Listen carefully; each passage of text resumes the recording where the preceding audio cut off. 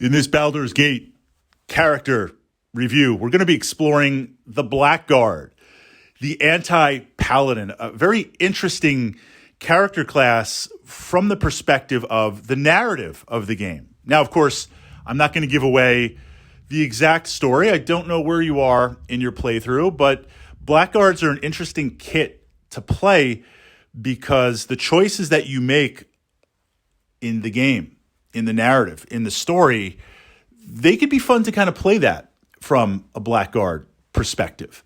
So in exploring that, how does this class work and what role does it play in the party if we crunch the numbers?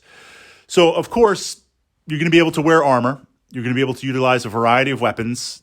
You've got good THAC0. You've got good hit points. You're a tank. You're a front-line fighter.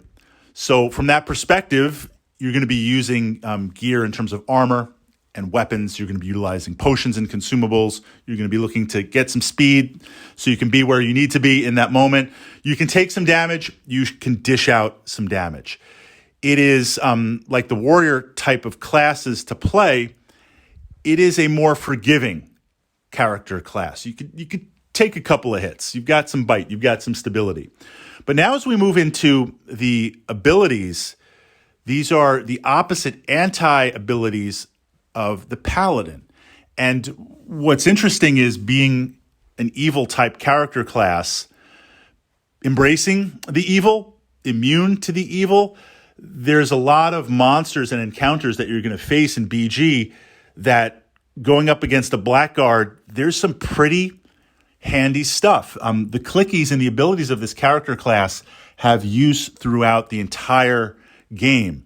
That combined with the tankiness and the hit points and the war gear and the armor allows it to hit pretty hard. So the first part is you're immune to level drain and fear. This is potentially bigger than you think. At the lower levels, you get hit with fear and your character circle turns yellow, you run around and maybe you take a couple other hits or you run off the map. Maybe you run into another group and now they get active and they're chasing you around. And it's an annoyance, it's an inconvenience. At the higher levels, when you get hit with it, these encounters and these monsters are hitting you so hard. If you don't have agency over your character, you're going to get killed. And the fact that you are a tank, a frontline supporting character, you need to be dealing damage. So to be immune to fear is big. Now, level drain, without giving away any spoilers, the way the level drain mechanics work in AD&D is you get drained a random amount. When you hit 0, you die. So your hit points get reduced to almost like single digits, right? Because normally you might have 40, 50, 80, 100 hit points, 90 hit points. If I'm level 7, 8, 10, 12, I hit a level drain, that goes down, plus things adjust.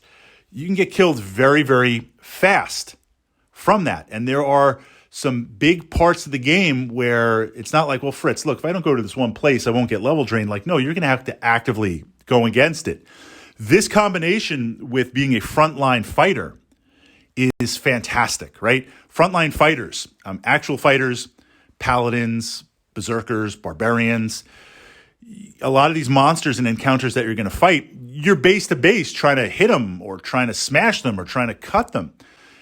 You're going to get hit with their special abilities. So being immune to fear and level drain, nice, very, very big. Turn undead. Turn undead has a little bit less use with the Blackguard as first of all, we should back up for a second. Turn undead, the option is, you know how I turn you? I smash you. I defeat you. That's a viable option. It's not like you need turn undead to win the game. But there are a few places where it makes it a little bit more manageable. So turn undead is something that you're going to utilize, and it's another clicky toolkit. Clerics are mostly turn undead. It's not to say you can't have a battle cleric, but clerics can hang back, cast spells, turn undead, use slings, close with a mace or a warhammer. Your frontline fighters are going up and smashing things. For the Blackguard to turn undead, then you're potentially not smashing things. Of course, based on the map, you could stay where you are in a fortified defensive area, let the encounter come to you, turn undead on the way in, and then from there, kind of go out. So, turn undead is pretty good. Absorb health, okay, you kind of invoke the dark powers and steal some life. I think that's useful as a quick heal at the lower levels. So the clerics elsewhere, the clerics add heals. Maybe I don't want to pop a potion or pop some potions and I don't have any left. To be able to quickly heal is good. But if I heal, I'm not attacking. At the higher level encounters, utilizing this means that I'm probably in trouble already. If I'm at like 80 hit points, I'm not going to heal. If I'm fighting stuff that's really smashing me and the cleric's out of heals and I'm out of healing potions and I'm out of battle potions and things like that, and I have to do this, absorb health, I guess it's better than nothing and it saves the game once or twice. But again, I consider this kind of a lesser power because primarily you're up there fighting as a Blackguard. Poison weapon.